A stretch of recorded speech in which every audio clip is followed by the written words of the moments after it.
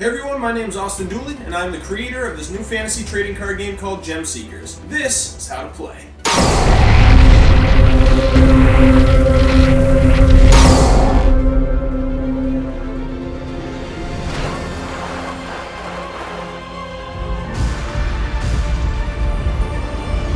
The game is played by selecting a player card, which can be found on the tearaway pad, included with your starter deck. Each player card has their own class, attributes, rewards, perks, and leveling system respective to the player you choose. There are 6 player cards in the game, all with their own class. These classes will dictate your stats in the game that I will explain as we come to them. Every cap has 7 levels that you can attain, which unlocks several perks you can use throughout different phases of play. The main stat is soul energy, your currency by which you level up and use a plethora of abilities with all 5 types of cards. Your soul energy tracker is located in the lower half of the card, indicated by these yellow boxes. Depending on the class you have chosen, you will level at different rates depending on the player card or cap you choose, which is indicated by the blue numbers within the tracker and at the top of the card. These levels will unlock your ultimate ability, or other known as your full potential. Below your soul energy tracker is your Arken, shields, and player attack power, which will be further explained in the attack phase later in this video. In the middle of the card is a description of the class of your character, and a guide on how to attain and use your soul energy. On the back of the player cards is a skill tree that you earn through perks you unlock with each level. There are 2 paths you may choose, the Path of Light or Road to Destruction. For every time you achieve the amount of soul energy points necessary to level up to a respective level, you will earn the rewards immediately as shown. These rewards cannot be saved and must be used immediately unless it's a perk like unlocking Mystery Draw. The red areas are discounted perks that can be bought for the amount of soul energy on the price tag shown. However, you must connect to them first. After selecting your player card, you will choose or grab your regiment, otherwise known as your deck that you're playing with. There are 5 different cards that make up a Gem Seeker's regiment or deck. These are Hex, Fate, Seeker, Relic, and Elemental cards. Each respective card is just as important as the last in how they function in battle. Hex Scrolls and Fate Stones are strategic cards to help assist your regiment positively, and or negatively impact your opponent. Fate Stones are high-risk, high-reward cards, whereas Hex Scrolls usually have no consequence and help benefit your team through unique abilities. Both Hex and Fates cannot be played until your player card reaches the level located in the top left corner of these Hex and Fate cards. Once unlocked, you can play these cards by one of 3 methods using Arken, available soul energy points via your player card, or by elemental energy from your fragments located in your gem pool. Lastly, elemental cards are your gems, gamuts, or fragments. These cards help assist you to dispatch Hex, Fate, and Seeker cards onto the field, and help power up and or assist in the mutation or maturation of your Seekers by means of building. Each player will then look through their regiments and select 5 cards of their choosing. For this tutorial, we will select the first 5 cards. In a normal game, select any 5 cards of your choosing. Then select 5 random cards without looking, and place those with the other 5 cards you previously selected. This 10-card mini deck that you've now created becomes what is known as your Mystery Draw. This mini deck is a perk unlocked through collecting soul energy later in the game, which is the currency in how you level up your player. Throughout the match, the more soul energy points you accrue, the more you're able to level up and spend points how you want. After creating the Mystery Draw, you will shuffle this mini deck and place it to your left on the playing surface nearest you. You should have already shuffled your regiment. Place this deck to your right nearest you.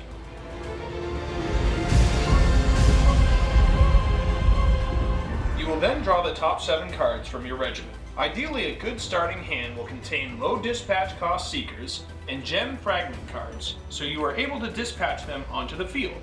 If you do not like your hand, you can shuffle your hand back into your deck once and redraw. Flip a coin to see who goes first. The player who goes first will not draw a card their first turn, but will draw a card every turn after that. Once per turn, dispatch a fragment into your gem pool, as it's the basic building block for playing cards in the game. This area is located between the Mystery Draw and your regiment. Place said fragment into what's known as the first slot in the active zone of this gem pool, or otherwise known as the AZ. The gem pool has 4 slots and 2 zones located within it. These 2 zones are the AZ and the deactivated zone, otherwise known as the DZ. The AZ contains 3 slots. The DZ only contains 1 slot. Each use of a fragment advances it into the next slot. Once a fragment moves from the 3rd slot into the 4th slot, it is immediately deactivated and unable to be used. You must be tactical in how you use your fragments. A huge part of the game is trying to get Seekers onto the field in order to attack your enemy. Seeker cards can be dispatched by active fragments in your AZ. However, the elemental gem fragments must match at least one of your Seeker's elements built into it in order to play it.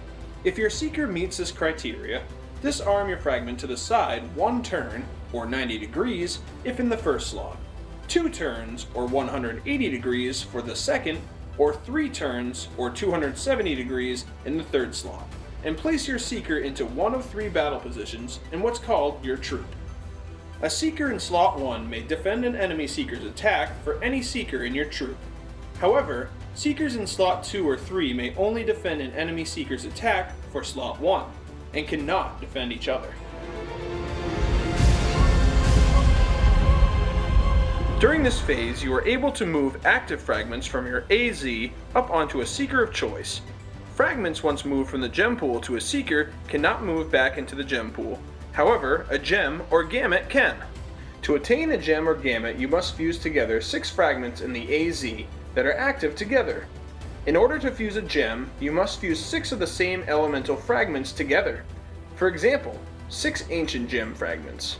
In order to fuse a gamut, you must fuse 6 elemental fragments together inside the particular scale of darkness category you're using.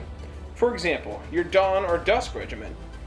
However, you must have at least one of each of the 3 of these fragments in your gem pool upon fusing the 6 fragments together. For example, 1 Voltaic fragment, 3 Ancient fragments, and 2 Draco fragments. Having 3 Ancient and 3 Draco cannot fuse into a gamut because you're not meeting the minimum requirements of having all 3 different fragments fused together.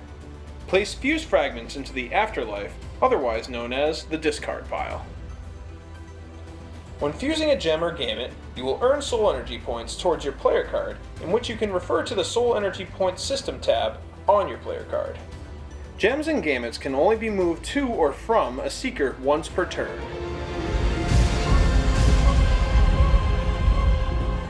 By building fragments up onto Seekers, a Seeker will attain the elemental energy points it needs to unlock its primary attack, or points towards what's known as the B.E.A.M.ing process. A Seeker card has certain stats that need to be met in order for the Seeker to maturate or mutate to its next stage of life. A Seeker undergoes B.E.A.M. through attaining B, which stands for Battle Experience, E, which stands for Elemental Energy, and A, which stands for Age, which then leads them to their M. M stands for Mutation or Maturation. Battle Experience points are attained through slaying and striking Seekers. Elemental Energy points are earned through building fragments, gems, and or gamuts up onto your Seeker. Fragments count as 1 point, and gems and gamuts as 6. Age points are earned for every full turn a Seeker is in your troop. A Seeker's B plus E plus A equals M. Therefore, it beams to its next stage of life.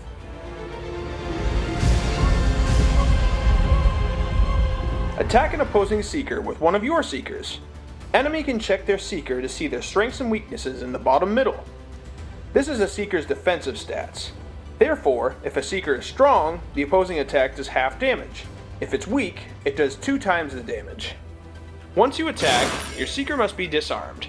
Disarming your Seeker makes it so it's unable to intercept and defend an attack to both you or another Seeker until it is armed, reactivated, and ready to attack again your next turn. For every time you attack and successfully strike the enemy player or Seeker, earn 1 battle experience point towards your Seeker.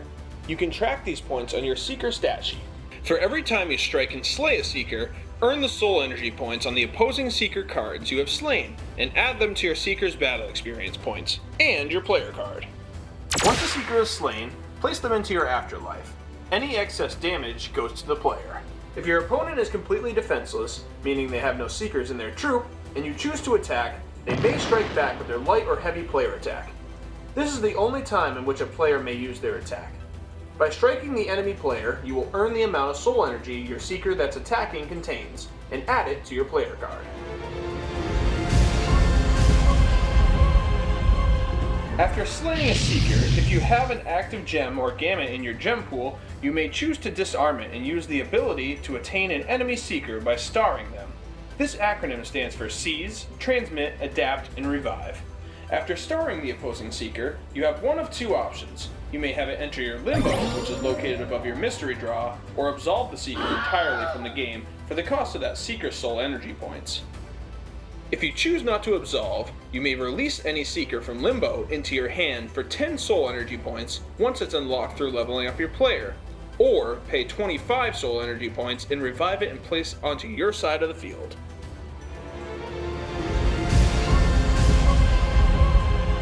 If you are struggling at any point to achieve soul energy, you may burn fragments to the Afterlife. Each fragment is 5 soul energy points. Gamuts and gems cannot be burned. If you are struggling for fragments, you may burn one Arken located on your player card once per turn to perform what's known as a gem mine. To gem mine, draw your top 3 cards from your regiment. Any and all fragments you draw, place into your hand. Any other types of cards go to the bottom of your regiment. If you have no more remaining moves, you may end your turn at any point in any phase.